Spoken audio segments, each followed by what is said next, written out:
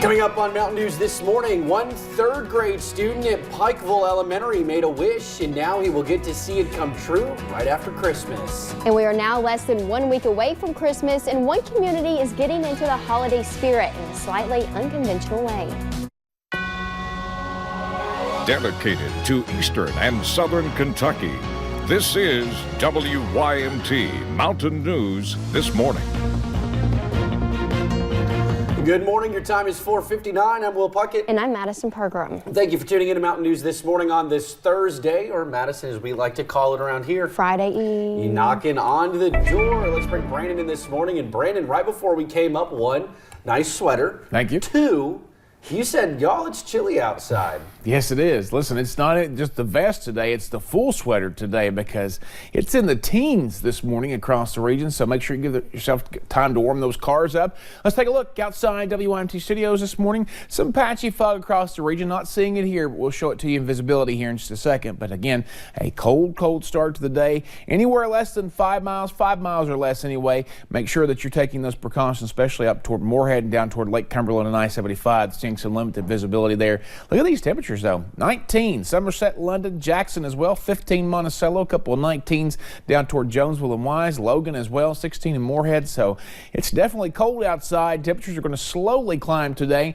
But if we see the sunshine, which we didn't see a whole lot of it yesterday rather, I do think we'll see temperatures get into the mid 40s this afternoon. I think a lot of folks only got into the low 30s yesterday thanks to that cloud cover. We'll have the extended forecast coming up here in just a little bit. Madison. Thank you, Brandon. Well, the House of Representatives made it official last night, formally impeaching President Donald Trump. The votes behind this historic event mainly fell along party lines, as many expected. Trump is the third president in U.S. history to be impeached. The president faced 2 articles alleging abuse of power and obstruction of Congress. Democrats say it's about protecting the Constitution and that the president is not above the law. Meanwhile, Republicans calling it a politically motivated witch hunt. What we've seen is a rigged process that has led to the most partisan and least credible impeachment in the history of America. President Trump's misconduct has forced our constitutional republic to protect itself.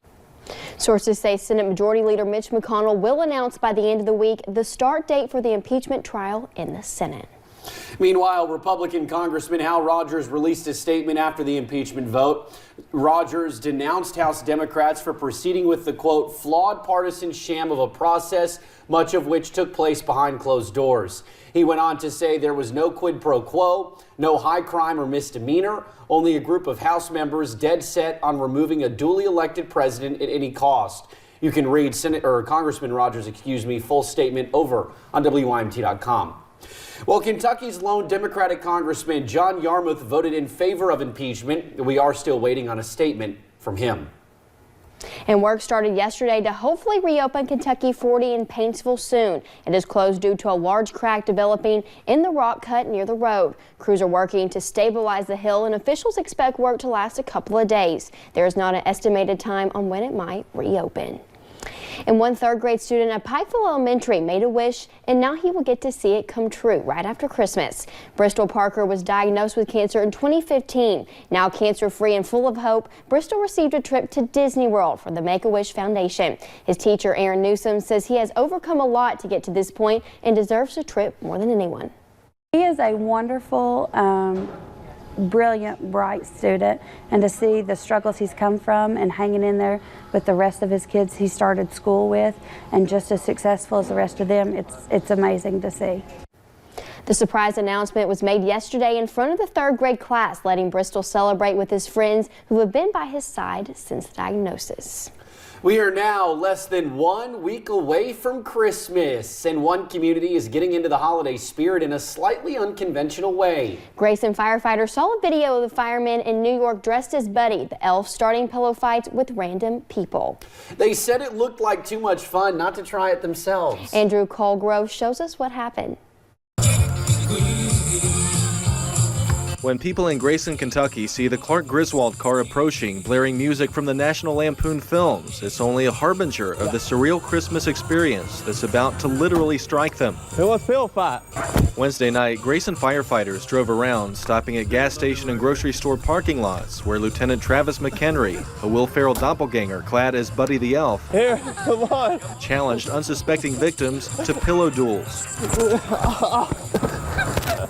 Once you jump out and you have a 6 foot tall Buddy the Elf jump out and throw pillows at kids or adults or whoever, it really puts a smile on their face. Come on, pillow fight with me.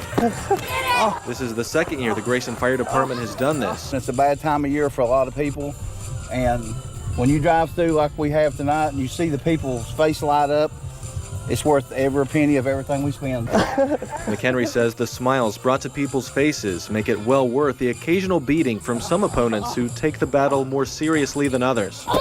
Has anybody done a background check with you yet? To make sure it's okay for you to be doing this kind of a thing? I don't know if they have or not. They may have. And Grayson firefighters say they're going to be pulling this pillow fighting stunt a few more times this holiday season. They don't want to say exactly when they're going to be doing it because, of course, they don't want to ruin the element of surprise. With the Grinch in Grayson, I'm Andrew Colgrove. Back to you. Those Grayson firefighters also visit kids at their homes and hand out presents while dressed as the characters. If you want to check out the light show at the Grayson Fire Department, you can see it from 6 to 11 every night through the 31st. Well, thank you for getting your day started with us right here on Mountain News This Morning. More news is on the way. Well, coming up, puppies could be leading to a string of illnesses in a multi-state outbreak, including right here in the Commonwealth. It's another chilly morning across the region, but sunshine will warm us up a little bit later today. I'll break down your forecast hour by hour in about 3 minutes.